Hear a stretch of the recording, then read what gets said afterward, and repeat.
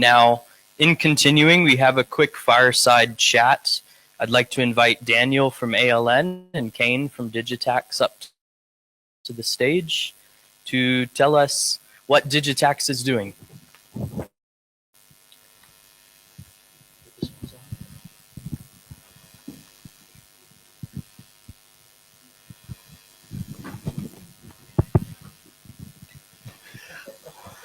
All right. Good morning, ladies and gentlemen. It's always very difficult to come after the chairman of the KRA and the Commission of Domestic Tax. But we will try and make this very quick and short. There are a number of interesting themes that have come through this morning. We heard about the drive for domestic resource mobilization. We've talked about the digitization. And we've also talked about how you reach the bottom of the pyramid to expand the tax base. What we want to do with Digitax for a few minutes is just talk about what they are doing in terms of digitization of tax. And then after that, we are going to have a roundtable, which I know is eagerly anticipated by everyone who is in the room, when we will have a more broader conversation.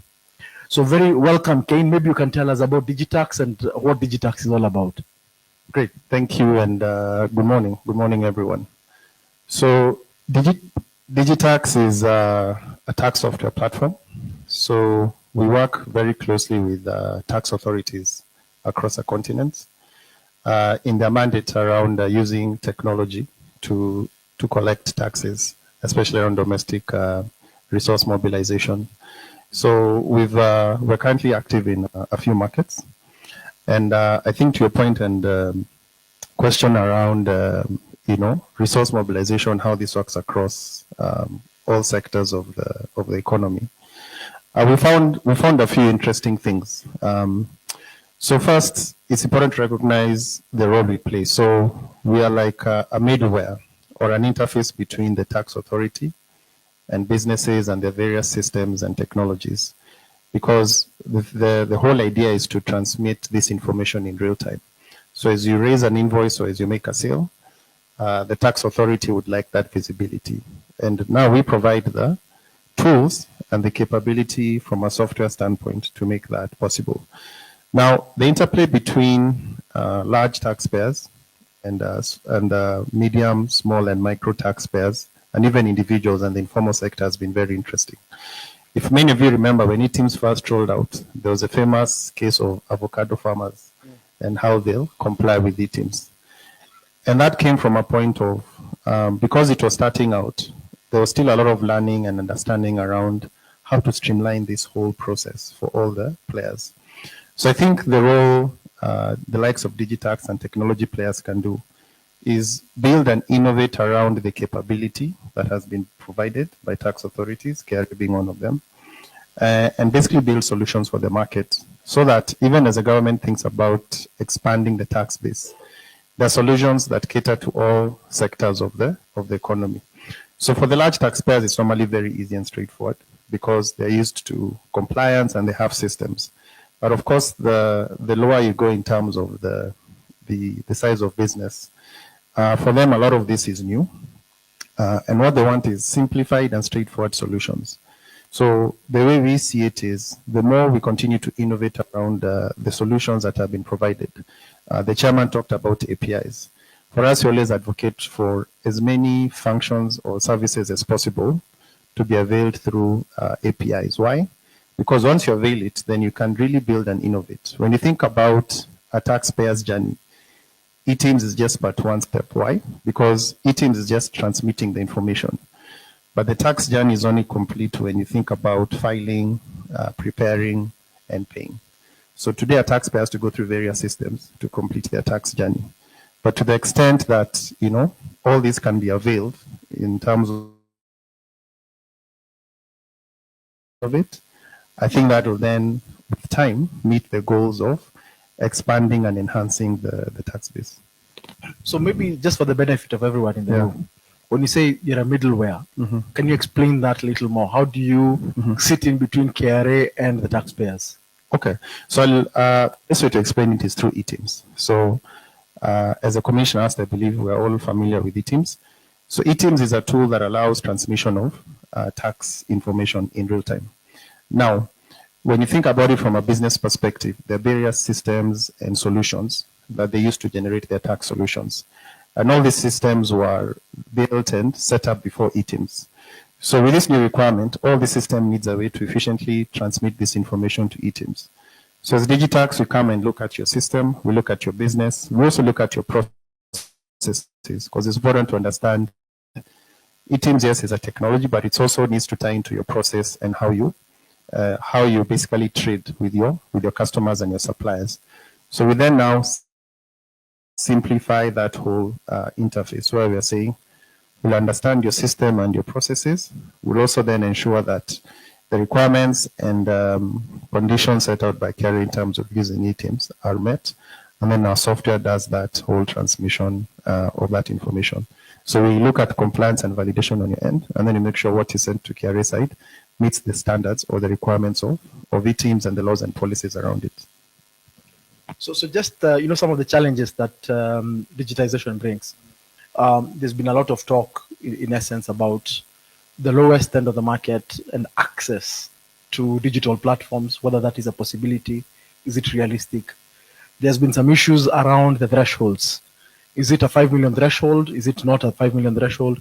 What is your sense? Because there's an argument that the Revenue Authority often looks at the same group of taxpayers, does not do enough to look at the taxpayers who are either on the lower end, the people in the informal sector.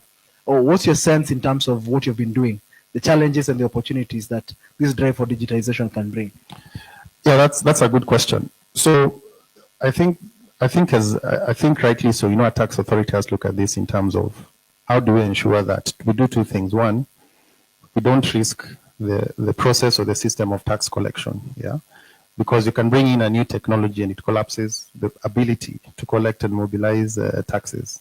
That's the first thing. But the second thing is in expanding the tax base, how do you make it as straightforward and as easy as possible for all the intended taxpayers to participate in their role in terms of tax collection, or rather transmitting this information for purposes of tax collection. Now, it comes back to my previous point. I believe if we think about it from an innovation standpoint, where we say these are the solutions, these are the requirements, please go out and innovate and think through how this works for every taxpayer. I think we'll get there. To your point around the thresholds, the intention originally, in my belief, was in an effort to expand the tax base, eTIMS was brought in to cover all sectors of the economy, including individual taxpayers. And that was informed even in some of the laws that came up. And then there were the tax amendment laws towards the end of last year that then increased the threshold. Now, there are two ways of looking at it. One, this was because maybe perhaps businesses or the government felt it was a bit difficult to get people to be on eTIMS, especially if you're trading small amounts. But then on the other hand, there's also a way to think of it where if we have like very strong building blocks, and we have ways and mechanisms to ensure that people are comfortable with even the act of paying tax. Today, I think on average, the taxpayer has to probably interact with 2 or 3 systems to be able to complete their tax journey. Yeah, so there's eTIMS for transactions, then there's iTax for filing, preparation, and then you need to go to another system, probably eCitizen or your bank to pay. So to the extent this can be unified, or taxpayers feel this journey is not difficult for me, I think then there's a case to be made that we can actually encourage more people to participate in tax mobilization. So those are some of the things we've seen so far. And this is also playing out in other markets. But it's a journey. eTIMS, in as much as sometimes it gets a lot of flack, is only 2 years in. So a lot has been achieved, a lot has been learned. And I think from a technology standpoint, I think there's a lot more that would be able to do as a country. So I would say we're just scratching the surface. Early days, lots of learnings, there'll be back and forth in various respects. But I think eventually we'll get where we need to be. Thank you, Caine. I know we're running short of time and we want to go into the plenary session. So I'm going to ask you the last question. It does sound that you're a digital taxation advocate. And I know that you're planning to launch into new markets. Maybe you can tell us about what you're doing on the African continent, where you're going, and the sort of key learnings that we as a country could probably learn from do you experience within the region? Sure. So at present we are in Kenya, Zambia, and we're about to just start in Nigeria. So the good thing actually is a lot of governments are keen to learn from the Kenyan experience, and they look at it from three standpoints. So the first one is what has happened from a policy and law and legal standpoint, because the one thing maybe people don't realize but happens subconsciously is eTIMS is a self-enforcing mechanism. Why? Because for me to claim, the way the law is structured is for you to claim a tax deductible expense, there must be a tax invoice. So businesses don't want to run afoul of that requirement, and you find that the ones practically asking for eTIMS invoice as part of a payment. So from a law or legal design standpoint, that was a very key thing to encourage people to actually self-regulate around eTIMS. From a technology standpoint, actually many other governments are trying to copy Kenya. To the extent some have actually taken what eTIMS does, like for like, and have deployed it in their markets. So the many markets we look at, and when we look at the system we need to interface with, it's basically eTIMS with the branding of that government system and their local taxes. So there's a lot to be said for people actually building on what's happening from a technology standpoint.